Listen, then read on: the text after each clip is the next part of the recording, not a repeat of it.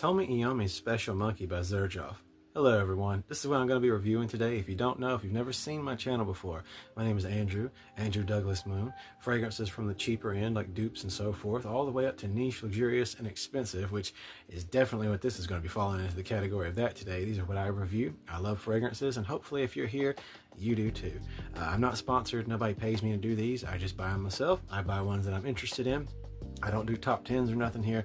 I just do individual fragrances per review and tell you what I think. So if you're happy about that kind of stuff, if you want to hear someone else's opinions before you buy, remembering this is subjective, but you're welcome to come here and everybody's welcome. Thank you. So let's dive right into the notes real fast. If you don't know, by the way, this was made for Tomi Iommi. I don't know if I'm saying his name properly, but he was the guitarist for Black Sabbath. And this was supposed to celebrate his Italian roots.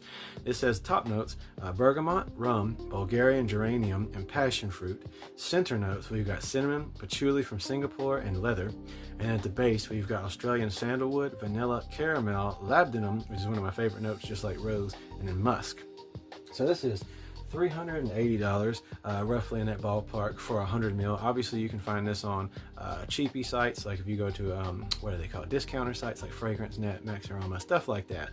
But definitely, straight out of the rip, regardless of all the other notes that's supposed to be blended in, regardless of little bits of sandalwood you get, you're mostly picking up the caramel in the labdanum.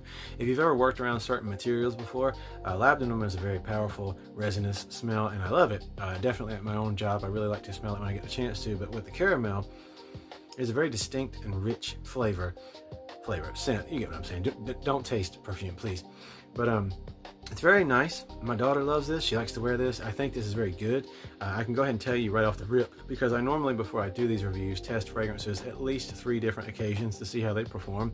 So one thing I can say for sure before we even look at the atomizer, and I fill this room up and choke myself half to death, is this lasts all day. Like once you spray it on, it's not going anywhere. So you got to be prepared to really want to smell very hippie-like.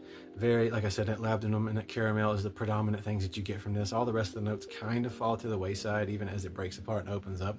You are getting that little bit of geranium and rose, but for the most part, it's just really true to the core of those strong notes. It's hard not to be overpowered by caramel and resinous notes, but the atomizer, I don't know if you can see that pretty well. It's definitely not the densest that you're going to get like something from a Mancera atomizer, or for instance from like a Dior, but it's really good. It doesn't need to be much though, because this is powerful. It is a parfum concentration and it fills the room basically immediately. I know I just sprayed it right in front of me, but it's seriously like, even in the bigger rooms in our house, it just chokes you out. But again, it's a very beautiful smell. I can just tell you ahead of time though, it's not for me. Quality, Xerjoff always knocks it out of the park. The performance, like I said, you're looking at, on skin even, a minimum of about 7 to 9 hours. It's very latching. And on clothes, just forget about it. It's not going anywhere unless you wash them very thoroughly. But just for me, because of that, like I said, I'm not very big into like chocolates or caramel scents. I like vanilla, but I'm not big into a caramel or chocolate profiles in fragrances. It's not for me, but it was excellently made. Most Xerjoff fragrances, you're going to be getting quality for the price, but as well, the price is pretty extravagant. $380 or a little bit less, a little bit more, give or take, just full price. I don't recommend people going to discounters if you want to pay your homage and respects to the perfumers themselves, but obviously a lot of us got to save our money. So even on discounter sites, like I said, it's still pretty expensive. So if you really want a caramel infused fragrance, something that smells very luxurious, it doesn't smell like a cheap dessert by any means, it's just very strong desserty fragrance. If you want something like that, this is worth the price for the amount of projection and the amount of performance you get for it.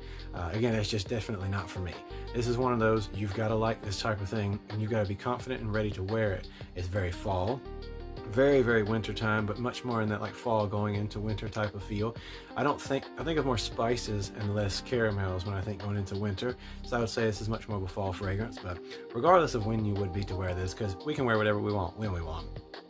At the end of the day, it's just not for me. But I'll say, taking my own opinions out of it, quality wise versus the price, which is still very high. I don't like things being quite that high, but again, the materials and the production is great, performance is there. I think I'm going to give this maybe an 8.2 out of 10. Reason I'm not going to give it up to a 9, again, powerful performance, very incredibly done, but it's not my style. It might be yours, but it's just not for me. And then overall, the price is just a little bit higher than I would like it to be. For something to be so distinct that not everybody's going to want to wear this. So very well done, very good performance, incredible monstrous performance, but still a little bit too high on the price and not for everybody. And definitely, as well, not very mass appealing because it's just so dense and specific, and it's not year round. So I'm going to give it about an 8.2 for me personally.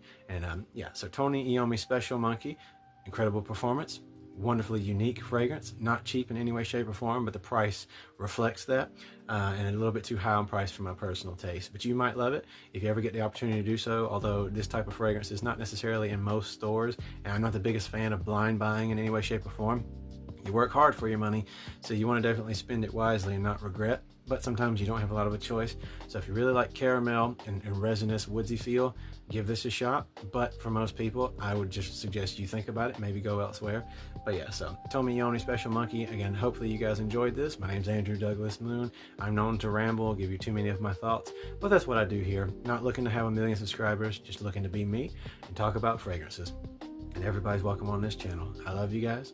I hope you have a wonderful rest of your day, and hopefully I'll see you next time. Tony Iommi Special Monkey by Xerjoff, 8.2.